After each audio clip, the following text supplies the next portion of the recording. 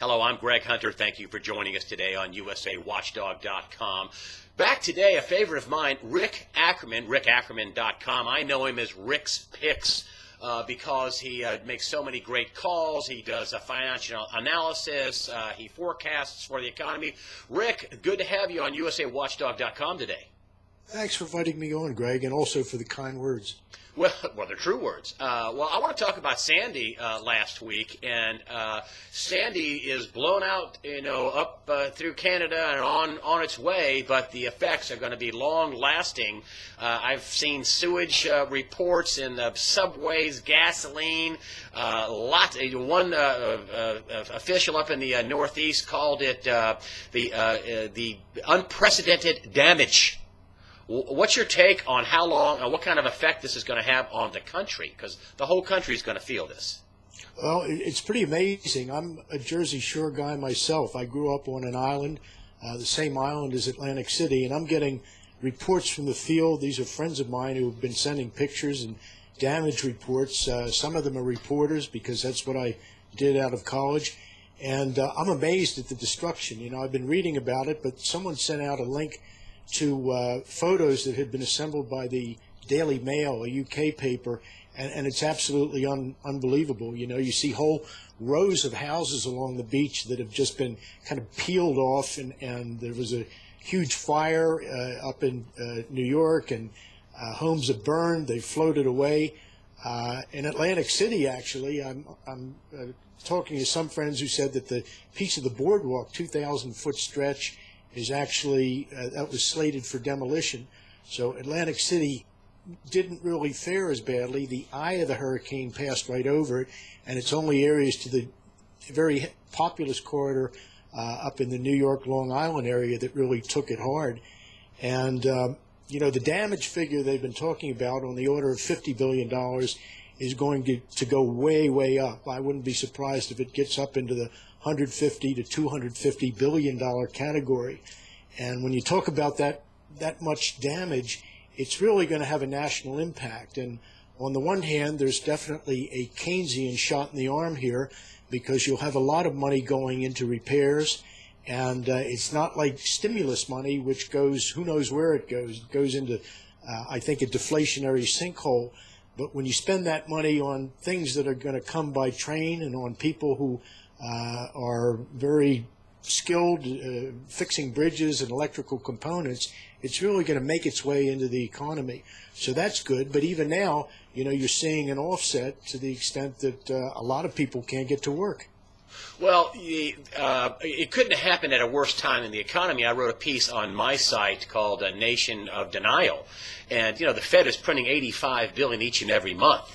That's not because the economy is good. It's because it's bad. And in terms of, this, let's just compare it to Katrina. I mean, God bless those people down there. I know they went through a terrible thing, but the population density on the Gulf Coast compared to New York and New Jersey is the difference between a small get-together and a football game at the University of Missouri. I mean, the population density is massive, and the two states that got hit, New York, New Jersey, New York is second in debt only to California. New Jersey is number 4, and behind California, New York, and Texas, $300 billion about each in debt. And they're wanting the federal government to pick up the entire tab, but that's not going to pay for everything, and there's a downside to printing money, isn't there? Well, the casualty insurers are behaving here as though the government is going to pick up a huge piece of the tab. The fact is the federal government will have to, simply because the money's not really there at a state or local level. So there's going to be an enormous Fed stimulus here, or federal government stimulus. And yes, every penny of it will have to be borrowed. It's not like the Treasury is flush with cash. We're already running $1 trillion plus deficit per year, and with total debt of $16 trillion. So it raises a question. In the past, whenever there was a natural disaster anywhere, or for that matter, even a financial disaster, you had to be in there buying with both fists. But this time, it's a little bit different. We were able to kind of cope with disasters in the past because You might say we were living off the fatted calf. It seemed like more prosperous times, but now the fact is we're broke. And, it raises a question of where is all this money coming from? And there's no question that when you build, reconstruct everything, you'll do it bigger and better, and that has a positive effect. But that could be years off, and right now the cash is going to be running up quite a deficit, and it's not going to have enough of an impact, I don't think, to offset an economy that looked to be in decline at the outset. You said in your article, your most recent article, that this is going to be with us not for weeks but months, and a long time, months at least, and maybe longer than that. And I'm seeing long lines at gasoline stations. We're hearing reports that the power's not going to be on for 10 days, 2 weeks.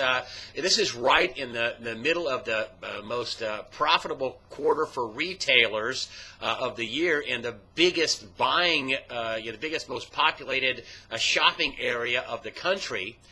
Isn't this going to, pick some real big winners and some real big losers, like off the top of my head, like Home Depot and construction companies, and on the other end of the spectrum, J.C. Penney's, maybe Walmart? What do you think? Well, very true. Our economy is said to be about 2/3 consumption.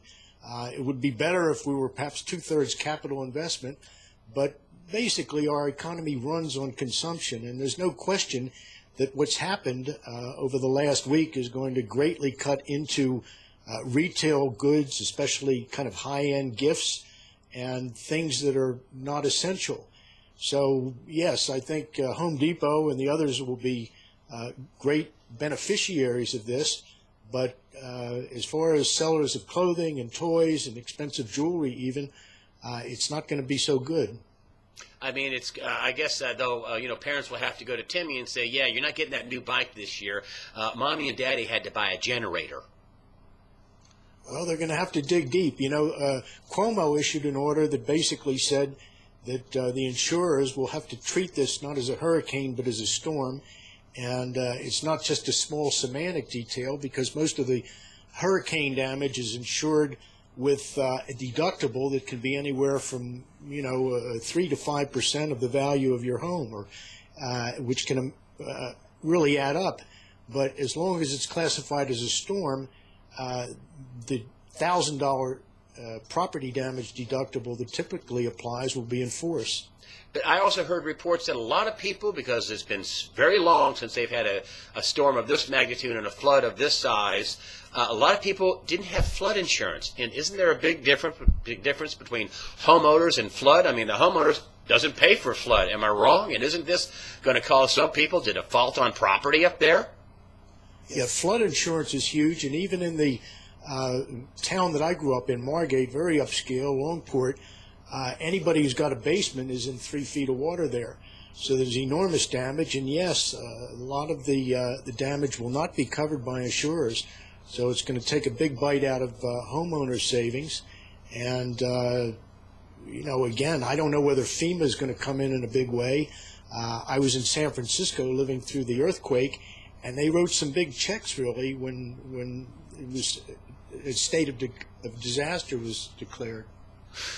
Ultimately, Sandy is going to be a drag on the economy, or you think a boon or a bust, Hurricane Sandy? It's a very complicated question, because there's no argument at all that over time, money that's spent hiring very expensive labor and putting trains and tractors into use is going to have a positive effect on the economy. But on the other hand, we're seeing a slowdown in third quarter earnings that suggests we may have been headed into recession to begin with. So there's sort of a mismatch where all the positive effects of the spending are perhaps 8 to 20 months down the road. But right now, the economy is sort of in a mission critical status. So near term, it's definitely a bust. I think so. Rick Ackerman from rickackerman.com, also known by his handle Rick's Picks. Thank you very much, Rick, for being on USAWatchdog.com. Thanks much, Greg. Glad to be here.